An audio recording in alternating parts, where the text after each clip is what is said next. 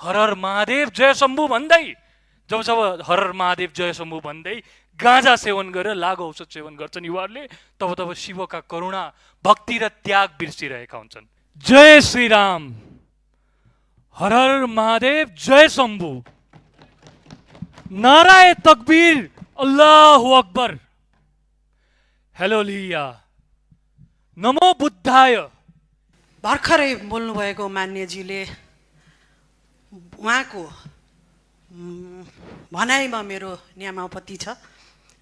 उहाँले बोल्नुभएको त जोसमा बोल्नुभयो, धेरै जोसमा बोल्नुभयो जस्तो लाग्छ र के बोल्दैछु भनेर सायद बिहानदेखि संयम भएर बोलिएको भाषा ताकि हिन्दू मुस्लिमको विवाद नबढोस् भनेर हरेक मान्यजीहरू कन्सियस हुनुभएको थियो। तर उहाँले अहिले बोल्दा बोल्दै के बोले भनेर थाहा भएन जस्तो लाग्यो। उहाँले हर हर महादेव भन्नेहरू गाँजा खाएर हिँड्छ भनेर उहाँलाई त्यो मात्रै कसरी थाहा भयो? त्यसमा यो शब्द हर हर महादेव र ओम नमः शिवाय भन्नेहरूले चाहिँ गाँजा खाएर भन्छ, भाङ खाएर भन्छ भनेर यो शब्द यो संसदको रेकर्डबाट हटाइयोस् सभामुख महोदय। धन्यवाद। जय नेपाल।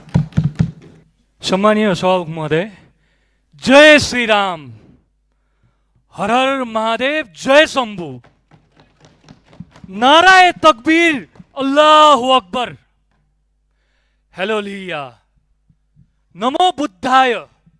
यी शब्दहरू एउटा समुदायले अर्को समुदायप्रति देखाएको डर हो कि यी शब्दहरू, यी नाराहरू राजनीतिक नारा हुन् कि यी शब्दहरू उत्तेजना फैलाएर द्वेष फैलाउने शब्द हुन्? यी शब्दहरू करोडौं मानिसहरूले आफ्नो ईश्वरप्रति देखाउने भक्ति, करुणा, श्रद्धा, आस्था, यी पवित्र अभिव्यक्तिका शब्दहरूलाई आज हाम्रो समाजमा धर्म बीच, जात बीच, समुदाय बीच विभाजन गर्न प्रयोग गरिएको छ। आज यी शब्दहरूलाई राजनीतिक शब्दको रूपमा, राजनीतिक नाराको रूपमा प्रयोग गरिएको छ। जब जय श्री राम भनेर कुनै समूहले, जय श्री राम भनेर यदि कुनै समूहले अर्को समूहमाथि आक्रमण गर्छन् भने उनले मर्यादा पुरुषोत्तम रामले विभीषणलाई दिएका आश्रय र मर्यादा पुरुषोत्तम रामले रावणको अन्त्येष्टि सम्मानजनक हुनुपर्छ भनेर दिएका आदेशलाई बिर्सिएका छन्।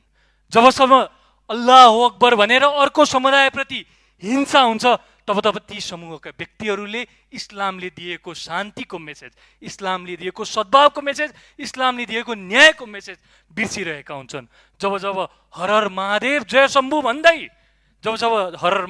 शम्भु भन्दै गाँजा सेवन गरेर लागु औषध सेवन गर्छन् युवाहरूले, तब शिवका करुणा, भक्ति र त्याग बिर्सिरहेका हुन्छन्। सम्मानीय महोदय, यो संसारमा जब एउटा समुदायले अर्को समुदायलाई होच्याउने काम गरेको छ, जब एउटा समुदायले अर्को समुदायमा नफरत फैलाउने घृणात्मक अभिव्यक्ति दिएका छन्, तब यो संसार मानव अधिकारको चिहान बनेको छ। युरोपमा यहुदीहरूप्रतिको घृणात्मक अभिव्यक्तिले युरोपलाई मानव अधिकारको चिहान बनायो। बोस्नियामा, रुवान्डामा, भारतमा, श्रीलङ्कामा र अब नेपालमा र विशेष गरी मधेसलाई मानव अधिकारको चिहान बनाउने सम्पूर्ण प्रयास भइरहेको छ। सम्मानीय सभामुख महोदय, यदि कसैले आफ्नो राजनीतिक रोटी सेक्नको लागि, यदि हामी बीच द्वन्द्व फैलाउनको लागि गरिरहेका छन् भने गत निर्वाचन सम्झिनुहोस्, मधेसका जनताले, देशका जनताले सम्पूर्ण विभाजनहरूलाई मेटाएर एक मत भएर राष्ट्रिय जनता पार्टीलाई मत दिएको छ र राष्ट्रिय जनता पार्टीका नेताहरूले यो देशमा कुनै पनि जातीय, धार्मिक, साम्प्रदायिक कुनै पनि विभाजन छैन भन्ने कुरा देखाएका छन्। यो राज्यका सम्पूर्ण जनता, अल्पसंख्यक, बहुसंख्यक सबैको रक्षाको जिम्मा यो राज्यले लिन्छ। अबको राज्यले हिजोका दिन जस्तै राजनीतिक रूपले रोटी सेक्ने काम गर्ने छैन भन्ने कुरा म भन्न चाहन्छु।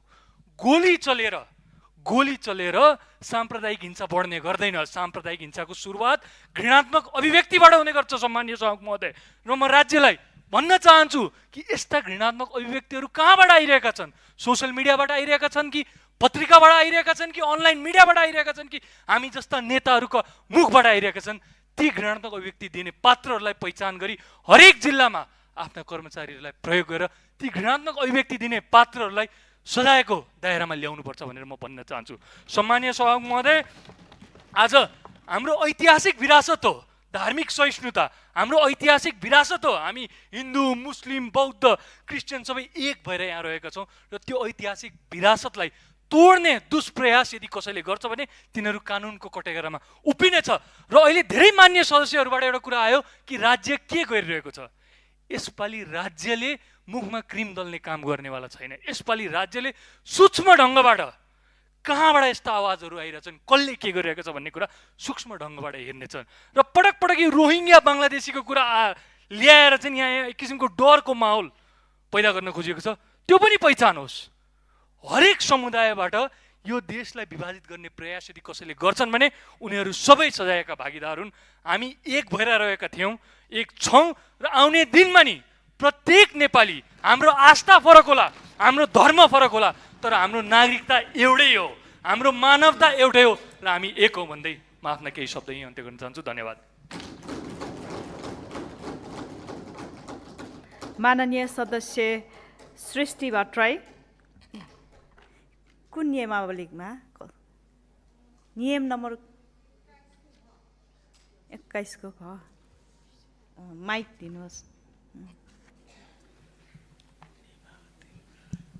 सम्मान्य सभामुख महोदय, भर्खरै बोल्नुभएको मान्यजीले उहाँको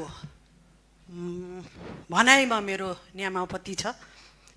उहाँले बोल्नुभएको त जोसमा बोल्नुभयो, धेरै जोसमा बोल्नुभयो जस्तो लाग्छ र के बोल्दैछु भनेर सायद बिहानदेखि संयम भएर बोलिएको भाषा ताकि हिन्दू मुस्लिमको विवाद नबढोस् भनेर हरेक मान्यजीहरू कन्सियस हुनुभएको थियो। तर उहाँले अहिले बोल्दा बोल्दै के बोले भनेर थाहा भएन जस्तो लाग्यो। उहाँले हर हर महादेव भन्नेहरू गाँजा खाएर हिँड्छ भनेर उहाँलाई त्यो मात्रै कसरी थाहा भयो? त्यसमा यो शब्द हर हर महादेव र ओम नमः शिवाय भन्नेहरूले चाहिँ गाँजा खाएर भन्छ, भाङ खाएर भन्छ भनेर यो शब्द यो संसदको रेकर्डबाट हटाइयोस् सभामुख महोदय। धन्यवाद। जय नेपाल। बस्नुहोस्, ध्यान आकर्षण भएको छ। माननीय सदस्य सृष्टि भट्टराई, समय 3 मिनट। त्यसपछि माननीय प्रकाश पाठक।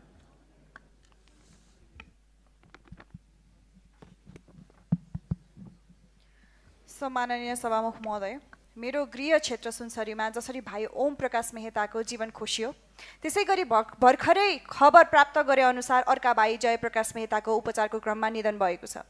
दिवंगत आत्माप्रति हार्दिक श्रद्धाञ्जली। आज म एक जनप्रतिनिधिको नाताले र यो देशको माटोलाई माया गर्ने नागरिकको रूपमा बोल्न उभिएको छु। म यो सदनबाट मेरो सुनसरीका दाजुभाइलाई भन्न चाहन्छु, यो आगो, यो ढुङ्गा मुढा, यो तोडफोडले न कुनै हिन्दूको मन्दिर सुरक्षित हुन्छ, न कुनै मुस्लिमको मस्जिद चम्कन्छ। हिंसाले कसैको चुलो बल्दैन।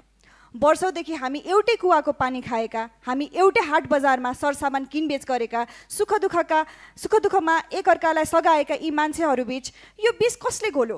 म आज यो सदनमा प्रष्ट भन्न चाहन्छु, केही हुलिया र अतिवादीहरूको गल्तीको सजाय म सिङ्गो हिन्दू वा मुस्लिम समुदायलाई दिन सक्दिनँ। अपराधको कुनै जात हुँदैन। अपराध जुनसुकै धर्म होस्, त्यो केवल अपराधी हो, समाजको दुश्मन हो। मानिस कुनै राजनीतिक स्वार्थ पुरा गर्ने भर्याङ होइन, देशका मूल पहिचान र साध्य हुन्। भाइ ओम प्रकाशको हत्या कुनै समुदायको जित वा हार नभएर यो सिङ्गो देशको हार हो। राजनीतिक वा धार्मिक लाभका लागि कसैको जीवनलाई साधन बनाउने छुट कसैलाई छैन। नागरिक प्रयोग गर्ने वस्तु होइनन्, सम्मान गर्ने व्यक्ति हुन्। त्यसैले यो आगो र आक्रोशलाई बन्द गरौँ र दोषीलाई हदैसम्मको कारवाही गर्न एकै हौँ भनी यो सदनबाट आग्रह गर्न चाहन्छु। संविधानको धारा 26 ले धार्मिक स्वतन्त्रता र धारा 17 ले बोल्ने अधिकार दिएको छ, तर यसको अर्थ कसैलाई घृणा फैलाउने वा अरूको अस्तित्व नै सिद्ध्याउने छुट दिएको होइन। यदि कुनै पवित्र पूजास्थल वा प्रार्थना गर्ने ठाउँबाटै घृणाको विष पोखिन्छ भने त्यो धर्मको पालना होइन, त्यो त धर्मकै चिहान खन्नु हो। अब तत्काल एउटा उच्चस्तरीय न्यायिक छानबिन समिति बनोस् जसले प्रशासनको असफलतादेखि यो आगो सल्काउने गिरोहसम्म सबैको सत्य तथ्य बाहिर ल्याओस्। कर्फ्यू लगाएर मात्रै मानिसको मनको डर भाग्दैन। गाउँ गाउँमा शान्ति समिति बनाउनुपर्छ र हाम्रा युवाहरूलाई सामाजिक सञ्जालका झुटा खबर र भ्रामक प्रचारबाट जोगाउनुपर्छ। संविधानको धारा 4 ले नेपाल धर्मनिरपेक्ष देश हो र धारा 18 ले कानुनको नजरमा सबै समान छन् भन्नेको छ। नेपाल कसैको एक्लो वीरता होइन। हिमाल, पहाड